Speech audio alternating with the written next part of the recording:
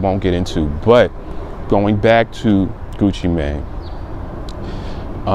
I think he will do hip hop and the culture a great service if he would take the stand and point out, this man robbed me, took my wedding ring, took my Rolex, and put a gun to my head and made me sign a document.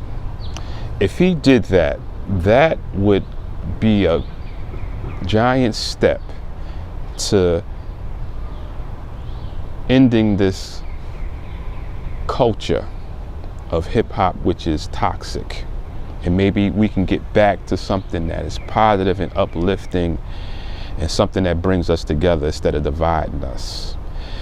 And, you know, his scenario reminds me of a movie that I saw many, many years ago. It's an old James Cagney movie called Angels with Dirty Faces. And it's a movie that's set right here in New York,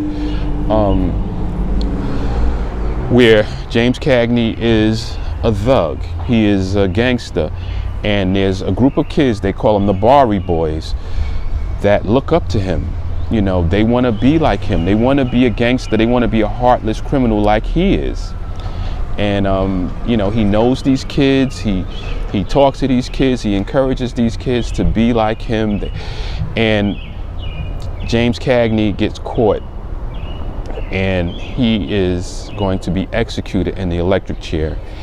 And Pat O'Brien, who plays the neighborhood priest, who knows James Cagney, they grew up together, and he knows all of these kids that James Cagney is influencing to be criminals and thugs like him, because he's working with these kids in a center that is run by the church, and he's trying to convince these kids that, hey, you don't want to go down the road that James Cagney went down. You know, you want to have a productive, positive life. And they're like, no, I want to be like James Cagney. That's the same thing that's happening here in hip hop.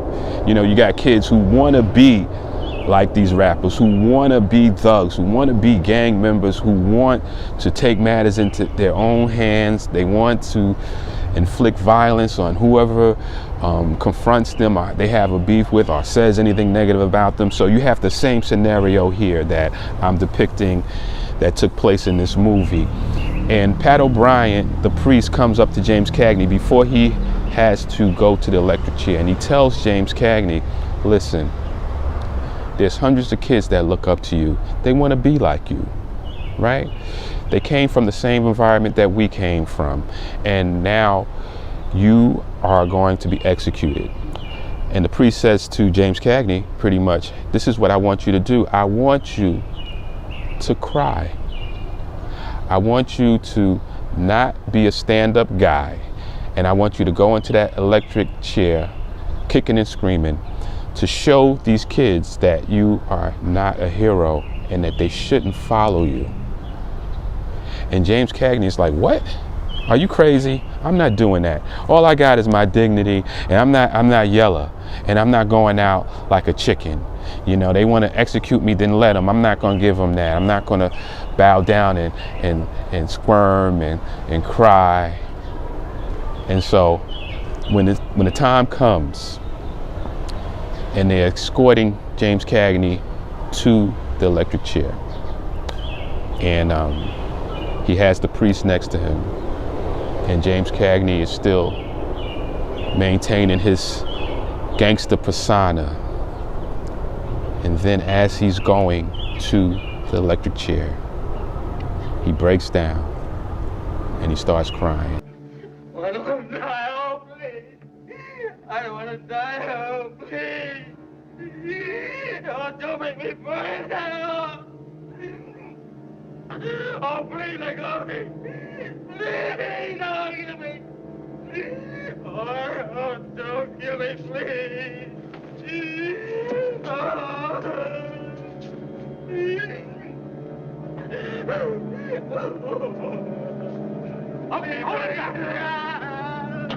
And he did that not because he was afraid, not because he couldn't have gone to his death and be remembered as this tough, no-nonsense gangster.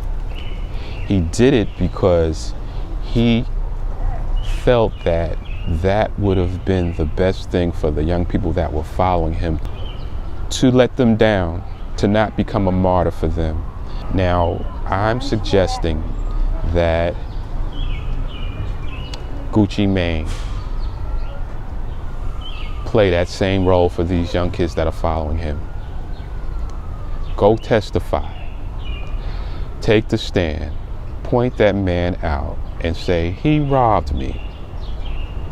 He stole my wedding ring. He stole my $500,000 Rolex.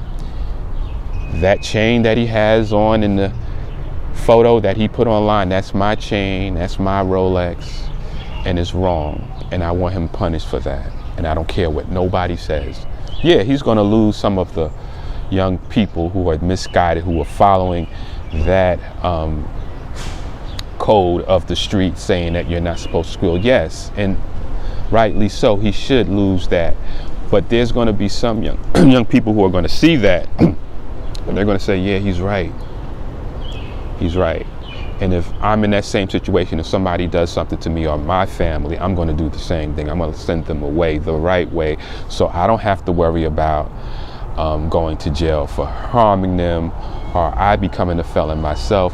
And you know, if you strap up with your boys and you go get retribution on somebody who robs you, 9 times out of 10, you're going to get caught. Especially nowadays when there's cameras everywhere, cell phones, license plate readers and everything. And then once the one person gets caught, of course they're going to tell on you.